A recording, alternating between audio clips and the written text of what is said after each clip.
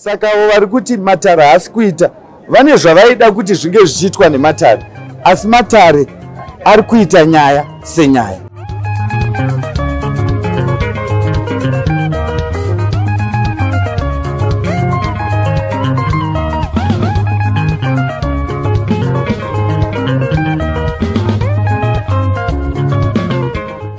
At the center of democracy is constitutionalism. It is respecting fundamental human rights and understanding how citizens can contribute effectively to their country and their daily lives. It is when a government is responsive to the needs of its people. In a democracy, it is the people's will that should reign supreme and not of those in power. We witnessed the official opening of the judicial year by Chief Justice Luke Malaba. And he spoke in his speech about how the courts, the judiciary, is responsible in entrenching that constitutionalism and how the rule of law is fundamental in maintaining peace and stability in any nation, including Zimbabwe. We're going to be having a discussion around human rights, people, and the courts. Now join me after this break as I speak to one human rights lawyer and a doctor at law, Musa Kika.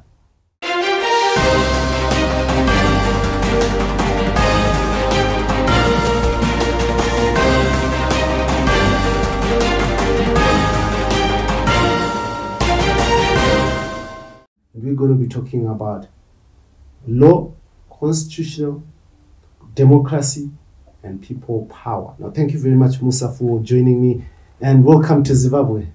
Thank you, Blessed. It's good to see you. You are looking sharp. Yeah, thanks, my brother. Now, let's just talk about the official opening of the judicial year and the statements that were made by Chief Justice Luke Malaba in Zimbabwe. How do these statements and the state of the judiciary interlink? Well, thank you so much. It's tradition every year for the Chief Justice to officially open the legal year. What that tradition is all about is basically to take stock of where we are as the judiciary. You could take his statement as the state of the judiciary statement. And traditionally, the Chief Justice would reflect on the past year and even the previous years and the performance of the judiciary, including sharing statistics of the cases that have been handled, metrics around performance, and that address also sets the tone for the incoming year, in this case for the year 2024, in terms of what the priorities are for the judiciary, what performance metrics have been set, what kind of corrective measures have been put in place. Of course, in the past many years, if you read those speeches by the Chief Justice, they do continuously hammer on the need for judicial independence. They continue to reflect on the need for judicial accountability. The statements in the past years have reflected some challenges that the judiciary has been facing, particularly around completion of cases, writing judgments, which must be delivered in time, full opinions.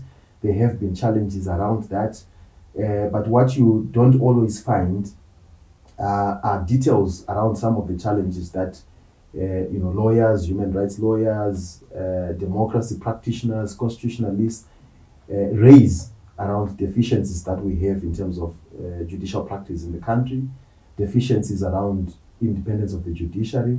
You would know that in the last few years we have had statements written, signed on by judges, by magistrates,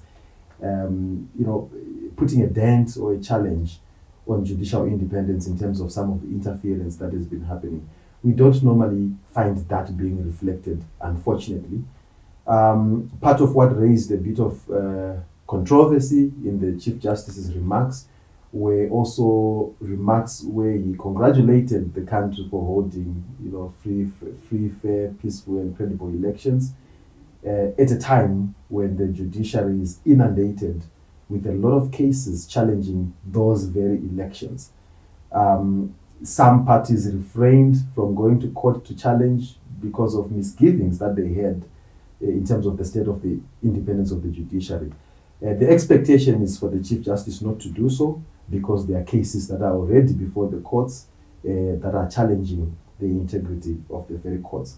But why that point is so important is that the election we had last year is one that I described, in many media platforms as an election that was managed by the courts.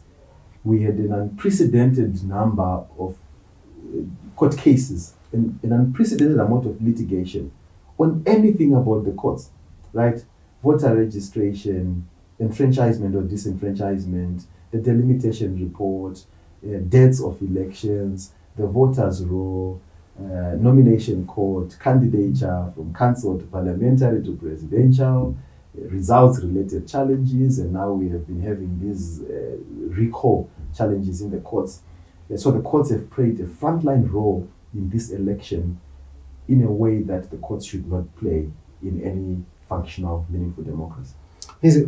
But someone would argue that the Chief Justice probably was within his right to congratulate the president for winning and for the people for holding a peaceful election, particularly because there was no challenge of the presidential election itself within the courts, and therefore to him it would have meant that everyone's happy. Wouldn't that make sense? Of course, there wasn't a challenge per se. You know that at least one party refrained from challenging, and they issued a statement explaining why they didn't challenge, because they believed the courts were not in a position to be neutral and independent arbiters to a presidential election dispute. But the last so many cycles of elections, every single presidential result has been challenged in court except this year. But that aside, that there have been a number of court challenges in the Constitutional Court and in other courts around presidential candidates. Aspiring presidential hopeful Sevia Kasukuere had a number of court cases. Other presidential hopefuls like the two ladies were running, Linda Masarira, Valeria Elizabeth. and Valeria Elizabeth were in the courts challenging. There was also another court case, by the way, that challenged President Mnangagwa's candidature. I think it was brought to court by Mutunga Mawere before the Constitutional Court. So there were multiple challenges before the courts, and that should communicate something in terms of how we hold elections, but also the role that the judiciary has played or is supposed to play or is not supposed to play when it comes to electoral management. So I would be very cautious if I were a Chief Justice making those kinds of statements. Musa, you're a doctor of law, Dr. Musa Kika, and you've been teaching law. Now, is it not the role of the judiciary and law to play that, because as you were speaking about this election, that these elections were managed more by the courts? Is it then not their role to step in? What were they supposed to do? To fold their hands and say, this matter has been brought before the courts, we're not going to act on them? Is it their problem that all these matters were before the courts? I will start by saying the reason why our cases or election-related matters find themselves before the courts for dispute resolution is because we have failed as a society to manage how we choose our leaders and how we regulate our society. The courts are always the last line of defense. We go to courts when we have failed to resolve issues and disputes in any other way. We have the Zimbabwe Electoral Commission. They have administrative powers in terms of the Electoral Act and other statutes and statutory instruments that allow them to manage certain processes through administrative processes. We have our parliament. Our parliament still has within its remit certain powers to manage disputes, right, among political parties. Some of the issues are internal within political parties, and parties should be able to use their mediation and arbitration platforms to deal with issues of concern.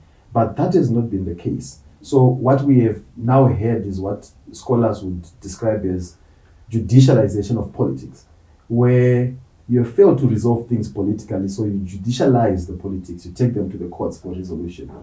In the process, inevitably, you also have politicization of the judiciary, the other side of the coin, where you find the courts being political players in the sense of them deciding live political controversies that shape how the nation is governed.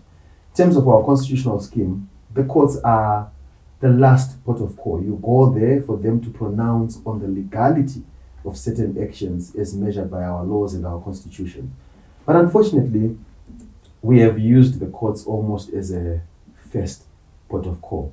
And the courts have made quite far-reaching determinations that shift the way we do our governance, inevitably making them political players in a way, and that has an effect of diminishing public perception, even the perception of the international community in terms of our courts. It's not unusual for election disputes to land in courts everywhere in the world, whether in the UK, whether in the US, across the border in South Africa.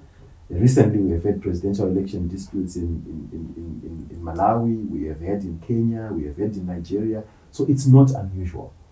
But it's in the quantity of the cases, it's in the nature of the disputes that are brought before the courts, it's in the way that our courts arbitrate and make determinations. That's what matters at the end of the day. So just after the Chief Justice spoke, we spoke to Jacob Mafume, the mayor of Harare, is also a lawyer, and he said that the statement by the Chief Justice was a bit disturbing, given that he speaks at a time where we have job scholar being in pre-trial detention for over 600 days.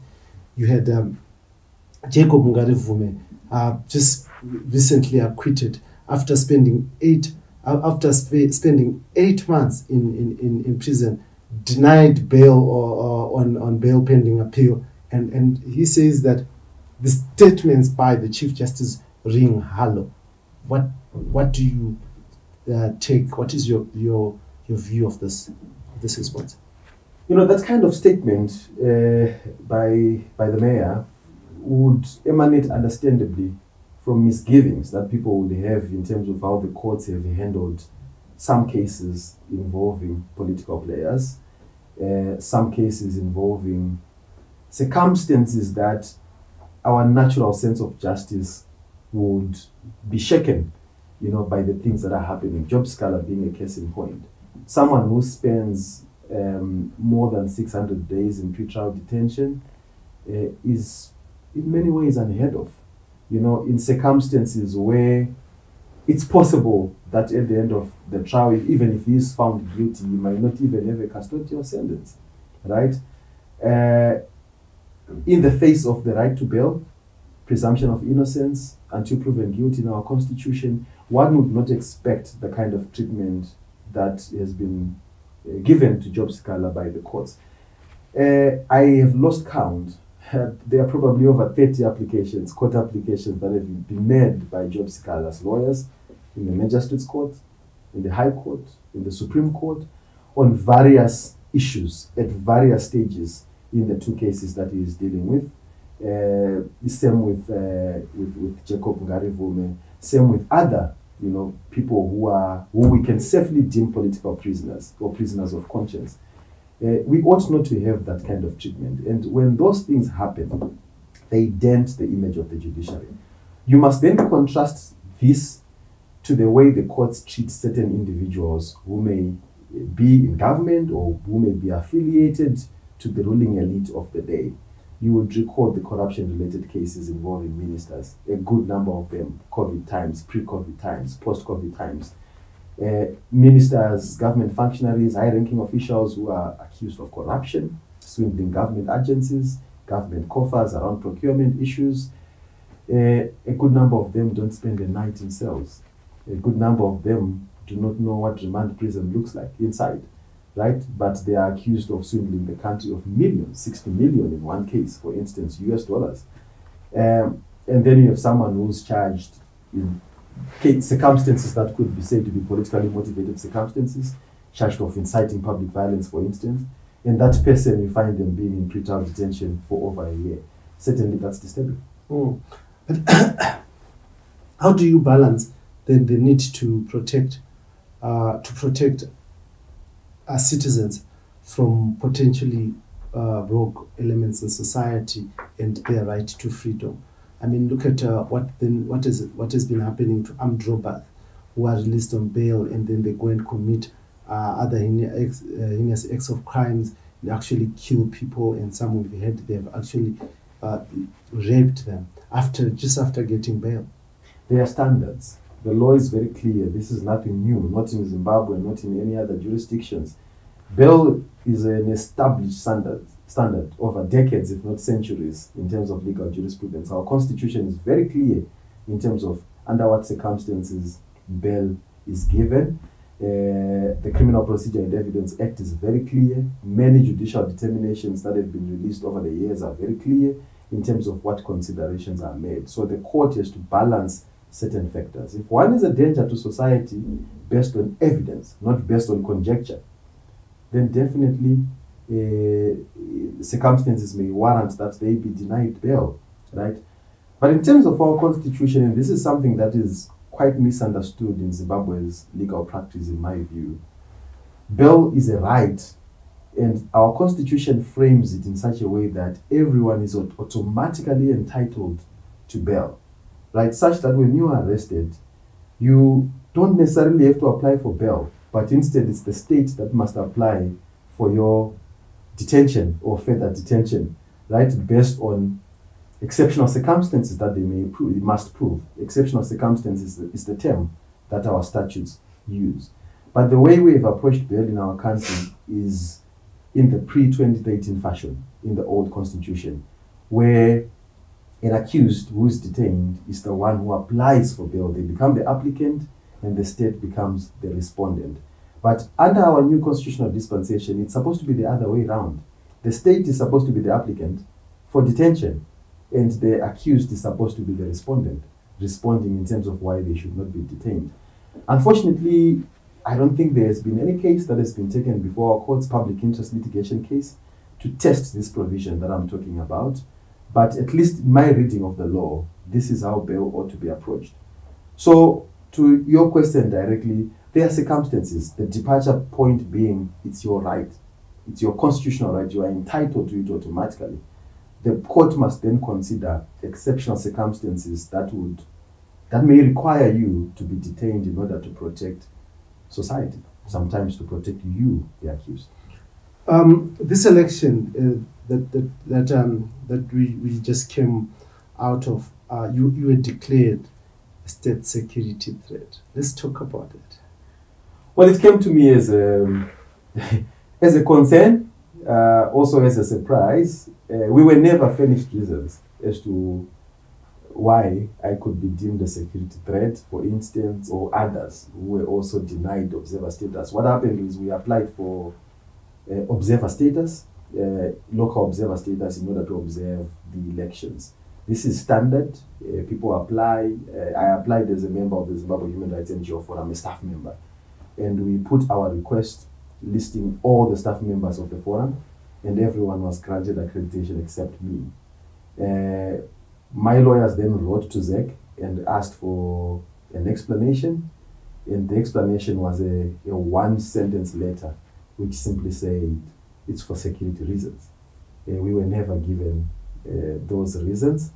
We, of course, went to court, and the matter was dismissed on a technicality, as our courts are unfortunately prone to doing, which is really an anti-democratic, anti-constitutional jurisprudence building stance that our courts take. Many of us have raised concern about the approach of our courts in terms of technicalities versus substance. So that matter was never determined on merits, and I know a number of other human rights lawyers, human rights defenders, pro-democracy activists who took to court to challenge this decision by ZEC. Unfortunately, we never got any tangible results or information in terms of why we are deemed security threats, what exactly are the considerations.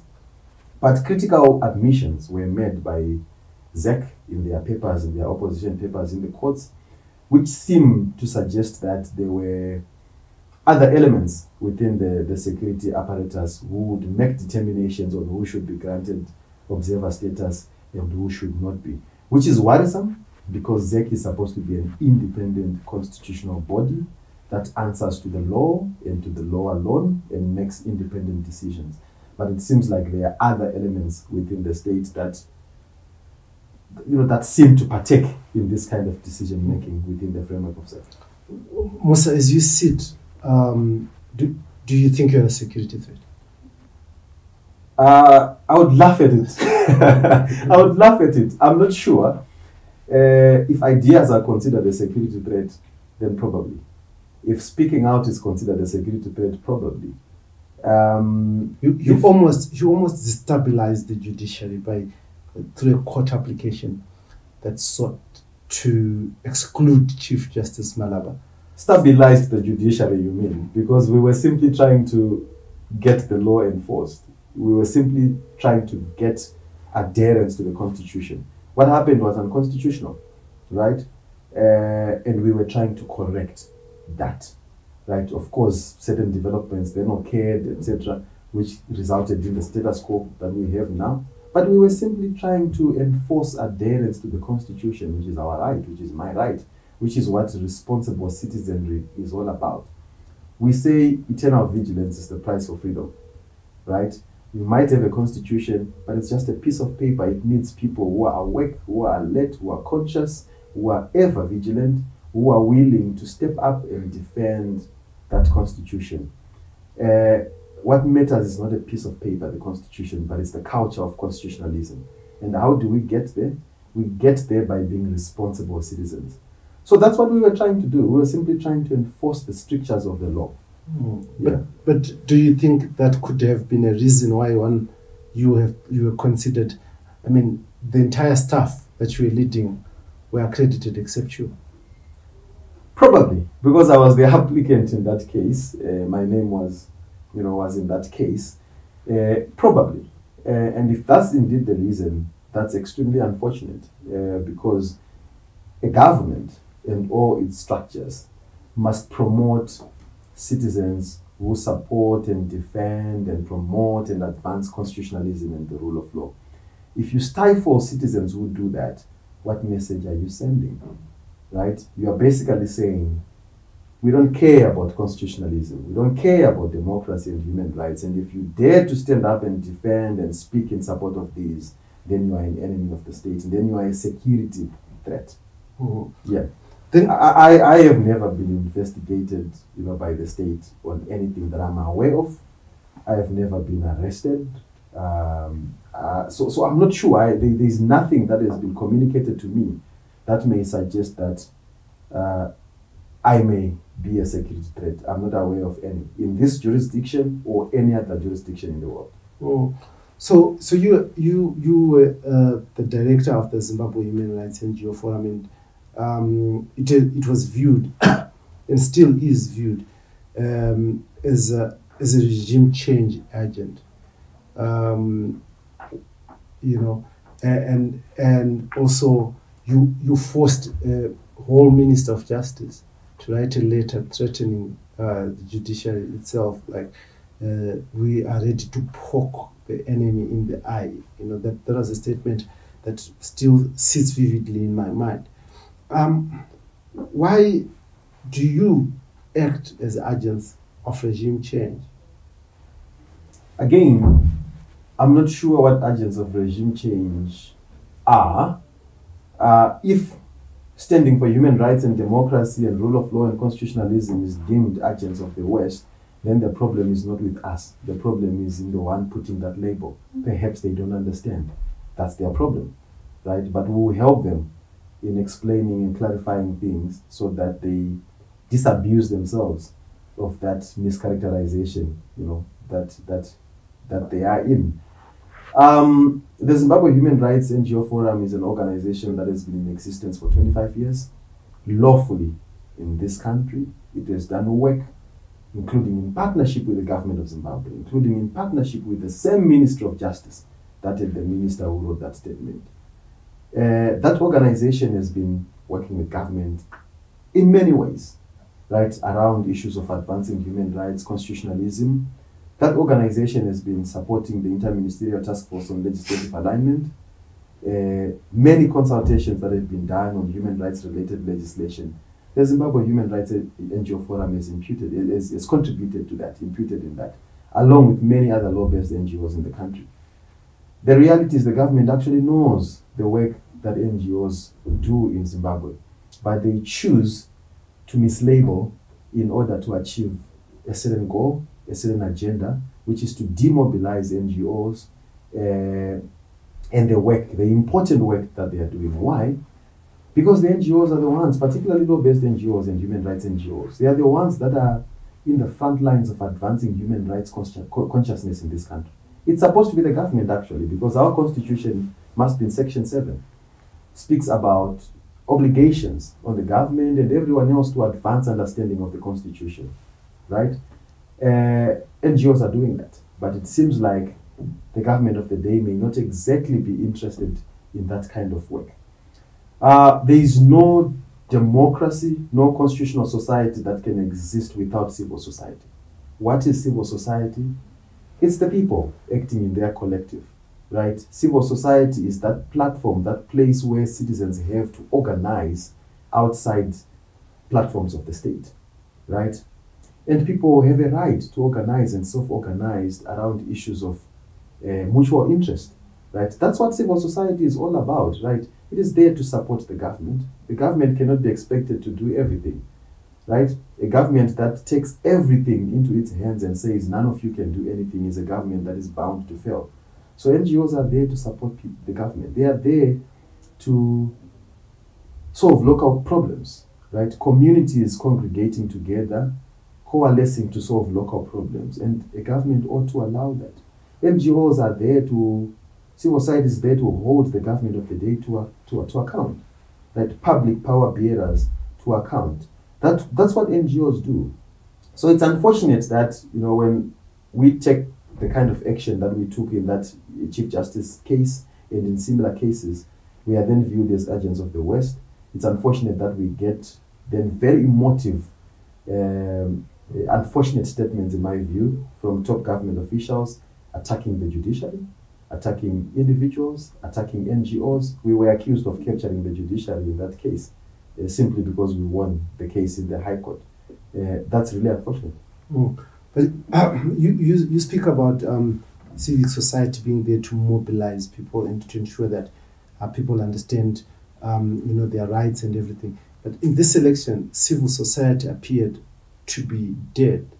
Would you agree with that? I wouldn't agree with that, but I would agree that there was diminished or reduced civic society activity. And that can be attributed to many ways. Number one, our government does not fund civil society, right? Which is actually wrong, right? Civil society is a necessity for the existence and perpetuation of any democracy, right? And a government that is interested in democracy and constitutionalism, rule of law, should support the existence of civil society. So you could attribute it to a funding issue. But civil society in this country, as you are aware, has been sustained to a prolonged period of attacks, right? Being labeled agents of the West, enemies of the state, all sorts of labels. What that does is it actually demobilizes civil society. It undermines civil society in the perception of the nation, in the perception of society and communities that NGOs are meant to serve, and in the perception of government functionaries who are supposed to support and work together with NGOs. So you have that element. You would recall that this election came with a backdrop of the NGO, the PVO Amendment Bill, which is a bill that was gazetted, which sought to rearrange the way we do civil society in Zimbabwe. You would also be aware that at that time, the so-called Patriot Bill was also in place. It's now in act. And civil society put up a great deal of work to try and engage government and lobby government to drop those laws or proposed laws because of their regressive nature.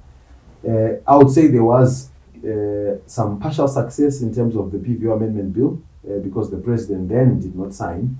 He then referred it to Parliament. We are not sure at the moment at what stage Parliament is with it.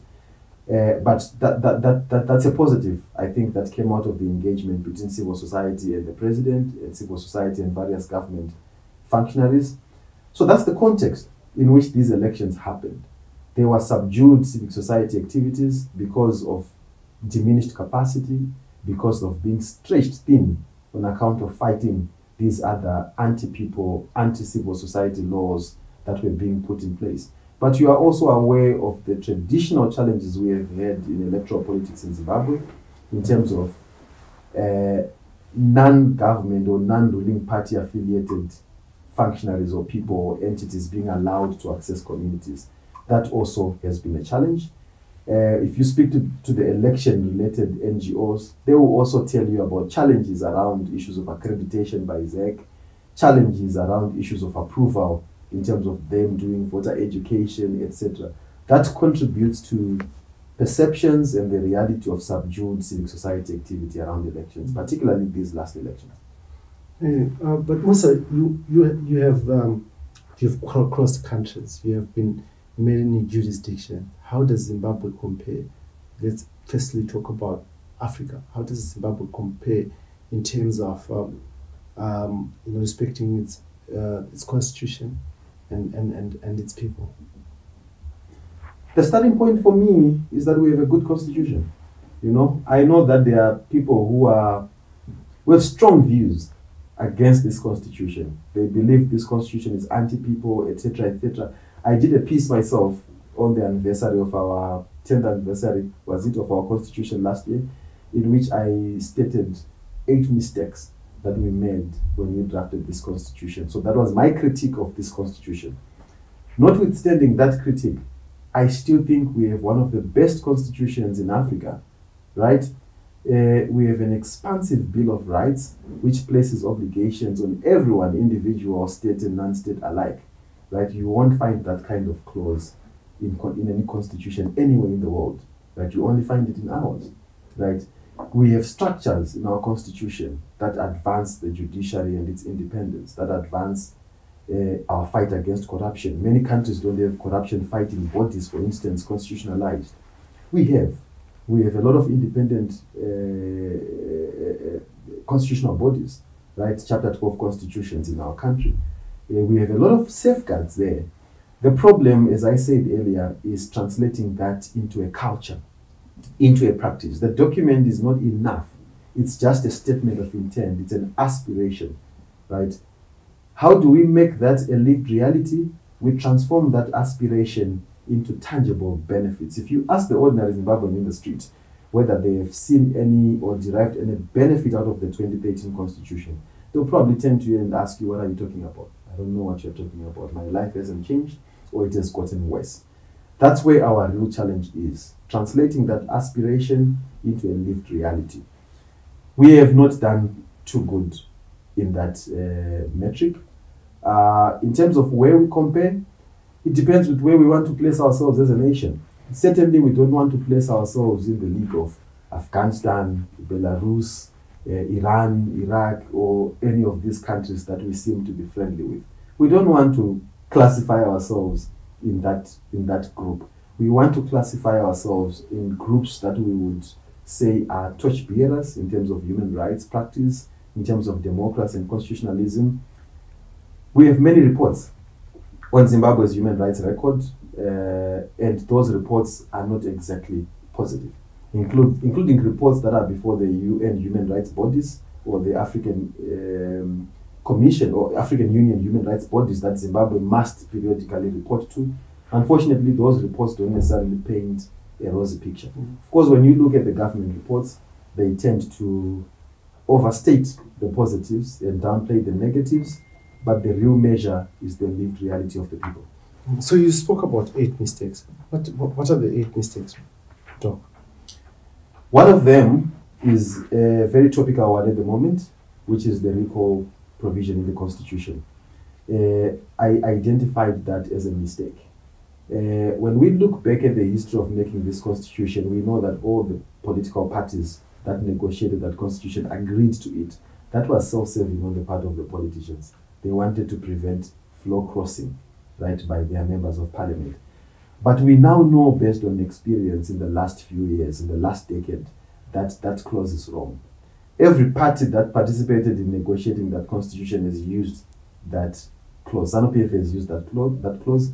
The MDC, which was led by Morgan Tsvangirai, used it. The MDC, which was led by Watchman Ncube, other organizations like PDP that came after, etc., has used that. And now we are seeing these shenanigans of the moment. That's a mistake in the sense that citizens are a non-factor. Voters are a non-factor in the recall of their MP. That's a misnomer. You can't queue and vote for an individual to represent you, right? And then someone that you may not know who comes and recalls them, and Parliament effects that, and the courts come and support that, like we are having now. So that clause is not proper. In other countries, there are measures that allow citizens to participate, citizens to be consulted. There are certain thresholds in a constituency of numbers that must sign on to say, yes, we are recalling this. One of the problems in our constitution is that there is no clause that allows citizens to recall. Right? It's only political parties that can recall. Citizens can't recall. That's a mistake. The second mistake I identify was around creating an imperial presidents. Right? I counted the number of times that the word president is mentioned in our constitution, and the figure was staggering. Right? So you find the president being involved in pretty much every other affair of running of government across the three branches of government, and that's a problem. You are creating an all too powerful president, and that doesn't conduce well to a society of shared powers or limited governance, as we call it in constitutional practice. That's another mistake that I identified. Others were to do with issues of proclamation around election dates. You know, we had a lot of debate and noise around when the election would happen, when it would not happen. We had the delimitation challenge before the Constitutional Court, instigated by Douglas Monzora and his party. Other parties then intervened. It was that litigation had to do with when the election would occur. I also identified a number of other mistakes, one of them being the presidential age, for instance, which is pegged at 40. I identified that as a problem in the sense that it's exclusionary, benchmarking by what other countries are doing. In this country, anyone above 18 can vote. So you can vote for the president, but you can't run for presidents when you're 35, 36, 37, 38, 39, only until you are 40. And a number of other things that I identified as mistakes. And I understand this because this was a negotiated document, right? It was a compromise document. And in compromise, it's give and take. But I thought 10 years down the line, it's a moment for us to have a genuine discussion around what went wrong in our constitution making and what we need to correct. Unfortunately, we have been amending the constitution in the wrong way. We have done 2 amendments so far, amendment number 1 and amendment number 2. All those take away from constitutionalism the basic structure, basic fabric of the constitution, as opposed to aiding to that. Now there appears to be a deep abyss in this nation, those who believe what ZANU-PF is doing and those who are opposed to what ZANU-PF is doing. Do you think that there could be a convergence where we narrow that abyss and allow citizens to talk to each other? Absolutely. When these recalls happen, for instance, part of what I stated in one article I wrote was that this shows us the need to put the citizen at the center. Right? Where is the citizen in all these recalls? You don't find them. It's political parties fighting. It's political players, individuals within political parties or across political parties fighting. The court is not hearing the citizen. The parties are not hearing the citizens. Right? So toxicity, political toxicity happens, polarity happens, polarization happens when we allow political parties to run affairs to the exclusion of citizens coming to the table. What we have in this country, the real problem that has created the political logjam that we have is polarization along political lines. Failure to think beyond narrow sectarian political lines, failure to think nation, community, and society beyond individuals and political identity. I am a strong believer in dialogue.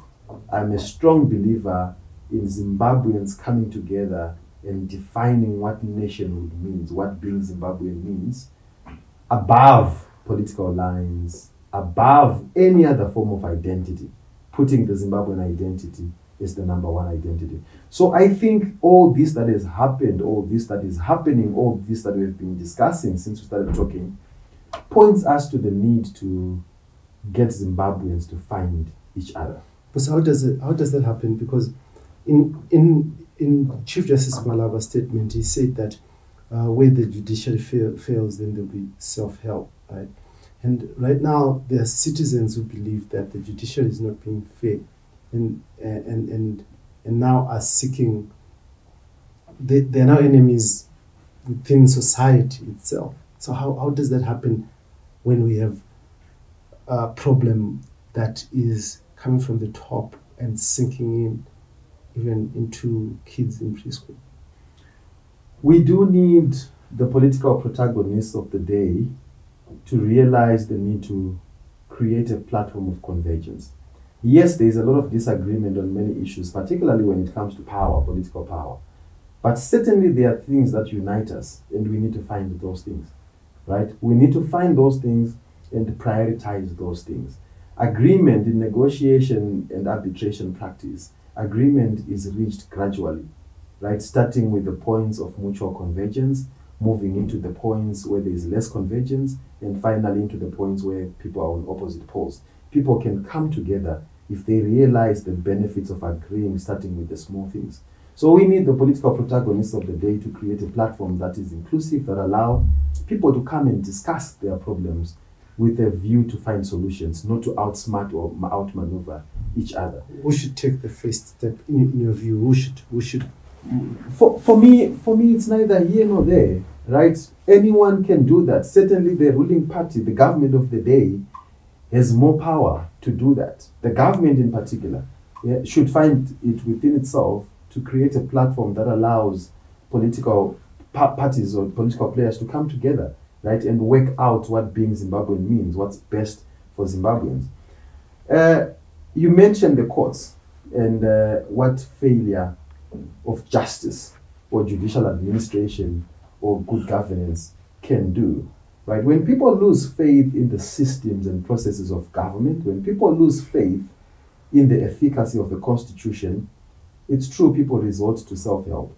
If elections don't work consistently, for instance, people will start thinking of alternative ways of putting in place people that they think represent their interests. And those alternatives are not attractive. As I said elsewhere, those are ugly alternatives. And we must by all means prevent them. Right? This breathes life into the need for us to consistently seek to fix what is broken. Right? The solution is not to throw away everything and say our constitutionalism has failed, so let's just leave it to the dogs. Let's throw our hands in the air. There's a lot of resignation among citizens at the moment. Unfortunately, that's kuramwira munda kumakulu in Shona, as we say. We need to avoid that. Right? The solution is for us to come together and fix what we can fix. We don't have to fix everything at once, but we have to start somewhere. Otherwise, self-help is real. That's the birth of what we would call a failed state, a failed society, and none of us want to live in a failed society. We don't want to get there. Some put equal weight on this need to talk between President Emmerson Mnangagwa and the Triple C leader Nelson Chamisa.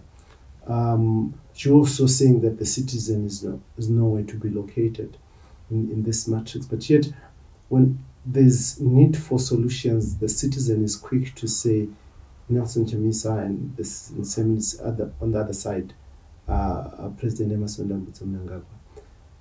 How do you balance that? How do you balance the ways the citizen, when the citizen itself does not want to take responsibility? That's the word that you used, responsibility.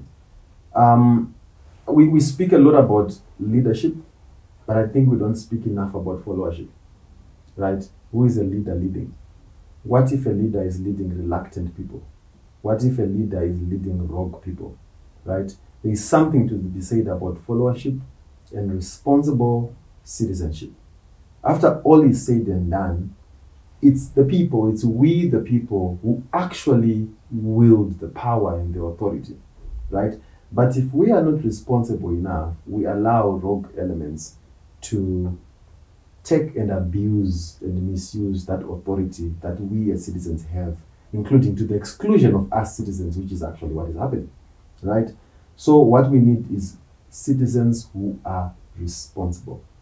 What we can't do is to outsource our struggle to political leaders, which is why I spoke earlier. How do you achieve that, Musa, when, for instance, you as a citizen stepped up and litigated, ended up being labeled enemy of the state? Job Sikala, when he spoke out, Jacob Ngarufume, when he spoke out against corruption, he was arrested for inciting violence. Right? And we have had a countless number of political leaders who have been arrested. And Hopo Chingono, journalist, reporting on things that actually then happened, was also arrested, spent time in prison and eventually acquitted. Yeah. How do you take responsibility in a land that is full of landmines? There is a cost. Like Nelson Mandela was labeled a terrorist, right? At some point, when he died, he was labeled the most loved and most admired man on earth. There is a cost to it. People are viewed as villains depending on who's viewing you as a villain, who is in authority and power at that time, right? When things change, those people that are viewed as villains may become the heroes. It happened in this very country, right? Prior to independence,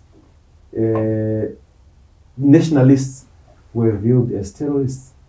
They were villains. They were the enemy. When things changed, our society viewed those as heroes, as liberators, right? It's the same as now. There is a cost to fighting for freedom, fighting for democracy. I always say human rights are not given on a platter. They are meant to be, they are fought for, right? That's what history and realism tells us. Everywhere in the world, where human rights thrive, where constitutionalism thrives, it hasn't always been like that. There were individuals, citizens, who realized that they ought to be vigilant and fight for a society that is free, that is just for all. I said earlier that eternal vigilance is the price for freedom. Eternal vigilance is the price for freedom. And we must realize that. There will be people who will be targeted. There will be casualties. There will be people who will be arrested, who will be labeled, who would have certain opportunities closed. There will be people who may even lose their lives. And I pray and hope we don't get there. Unfortunately, things are already happening, and we don't want to get to those kind of stages.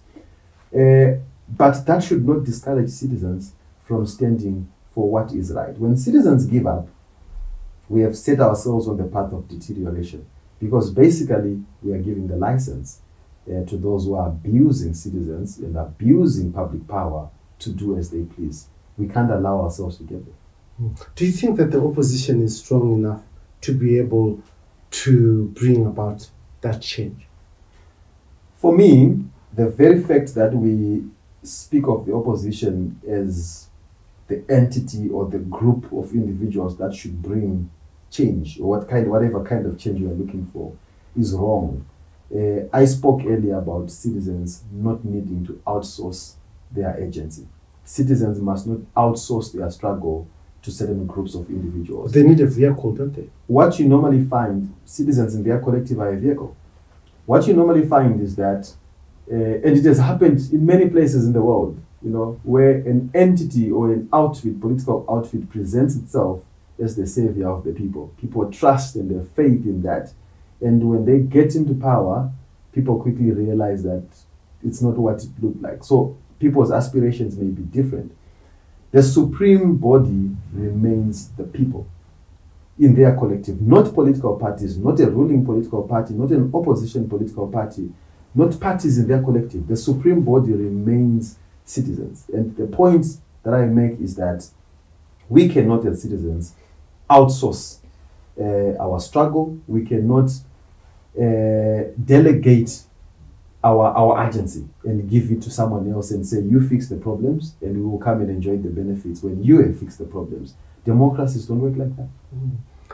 Now, some people have argued that maybe, as you also noted, that they're afraid that they could vote out ZANU-PF and replace it with something that is worse than ZANU-PF, and so they start scrutinizing the opposition, demanding democracy from the opposition. Is it possible for people to have a democratic culture in a country that is wholly a dictatorial system, in your view? The aspiration is always to be democratic and to act in a democratic way, because that's what we want to try and inculcate. That's the culture we want. That's the society we have defined ourselves for in our constitution and in our collective will. Unfortunately, when you face an established system that is anti-democratic, you find that many ways when you try to voice your concerns or to act in a democratic way, you are then labeled. You go to court, you are labeled, you have captured the courts. You speak out, you are arrested. You report as a journalist, you are arrested. You go into the streets, you raise a placard, you protest as the constitution allows you to, you are arrested, etc., etc. Which is what we are seeing happening around us. But that doesn't mean that we must throw democracy out of the window and say democracy doesn't work. It's what we are fighting for, right? And we must live by example and demonstrate it in the way that we are waging our fight for freedom. What is needed is for people to be aware and to be alert to the anti-democratic responses that come when people exercise their constitutional and legal rights and freedoms. And that requires organizing, right? Any kind of struggle, any kind of freedom-seeking action does require a lot of thinking, a lot of strategizing, a lot of mobilizing. There is this popular saying that those who love peace must learn to mobilize and strategize and plan as those who love war do. Because war is always meticulous, right? People who plan war, including dictatorships, people who run dictatorships are always meticulous. They plan their things. Those who also love democracy, who love peace, should learn to do that. So for me, yes, democracy can be achieved in an anti-democratic society using democratic means, but it needs a lot of planning, it needs a lot of strategizing, a lot of mobilizing, and people being deliberate about it. Also, you left the Zimbabwe Human Rights NGO Forum. What are you doing now? Where have you landed? Yes, well, I was with the Zimbabwe Human Rights NGO Forum for 4 years. I have been with the civil society in Zimbabwe cumulatively for about 7 years. I continue my work as a lawyer. I continue my work as a public intellectual. I continue living my passion, which is really pushing for constitutionalism and rule of law and human rights through my writings here in Zimbabwe, but also beyond. I've been writing a lot where I get the time and space. I have been, teaching the law in different institutions, and I intend to continue doing that. But I remain a lawyer in practice. Maybe we need to specify that you have taught postgrad at the University of Zimbabwe. Yes, I have been teaching advanced human rights law at the Faculty of Law at the University of Zimbabwe, the postgrad center. I'm not doing that at the moment, but that's something that I've been doing. I do love teaching the law. I do enjoy it. It's a passion of mine. And I think if we teach our students the right things, the right principles, we stand better chances of advancing democracy and rule of law. One point that I have made at some point addressing lawyers at the Law Society Summer School was that for you to advance rule of law, you need lawyers. But for you to destroy rule of law, you also need lawyers, right? And you look at a polarized society like ours, you have lawyers who are willing to work on both ends, right? The ideal, the goal, the aspirations is to bring lawyers back to the foundation of justice, right? You have lawyers who are in court arguing cases that we all know are trying to seek undemocratic ends, destructive ends, unconstitutional ends. But lawyers are willing to do that for money, or perhaps because their convictions are twisted like that, or perhaps they are part of whatever establishment or system that is fighting democratic practice. And you have lawyers who are genuinely standing for the cause, who are trying to stick to the law, who are trying to resist corruption, who are trying to resist political interference, etc. So for me, when I teach the law, my hope is that we are inculcating these values of going back to the foundation and root of justice and constitutionalism. That's what derives dividends for everyone in equal measure at the end of the day. Listen, I just, as we close, want to talk about your history briefly. You were Nzara Sekwa. Yeah. And rose from Nzara Sekwa to be a doctor of law. I mean, just share with us how that journey. I want us to talk to someone who thinks that they're not at those top schools in Zimbabwe, and probably they're not going to end up being at a level maybe that you have reached. Yeah. I always look at the kind of schools I went to, and I say I'm very lucky. Oh, you were in Zimba? Yes, primary school. Yes, I was in Zimba, my rural home. I look at the schools I have gone to, and I count myself lucky because I think I have experienced everything. And I've been to a rural school. I've been to a township school in Harare. I've been to a missionary school, a mission school.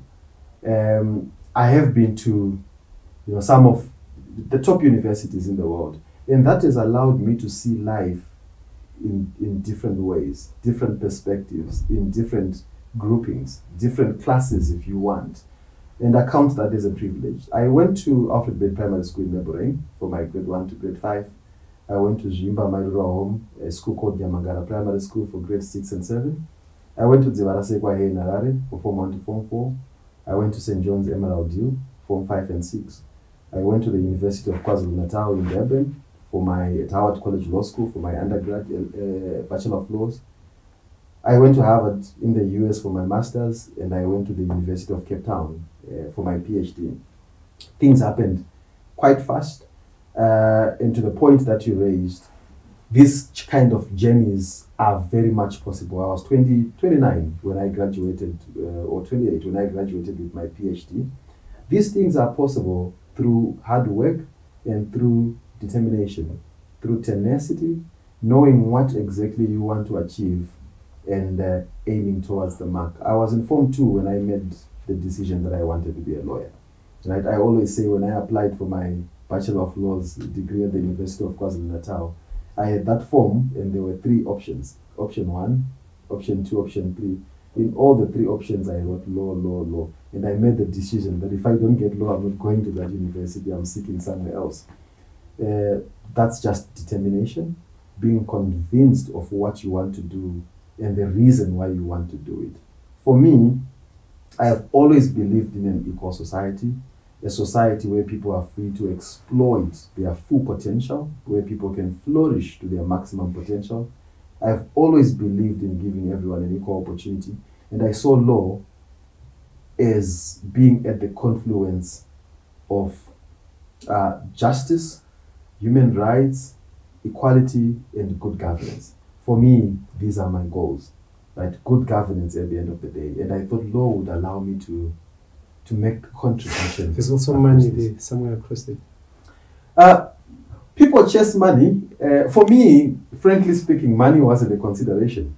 Of course, I knew that as a lawyer, I may be able to live comfortably, if the market allows. But the goal, in my view, is not really to chase money.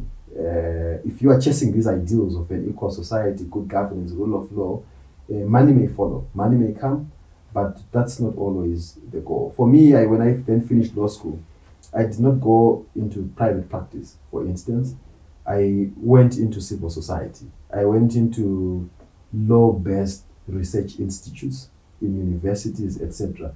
And I knew that that's not where the money is, but that's where I'll be able to live my passion and what I believe to be my values. If money is to come, it will come along the way.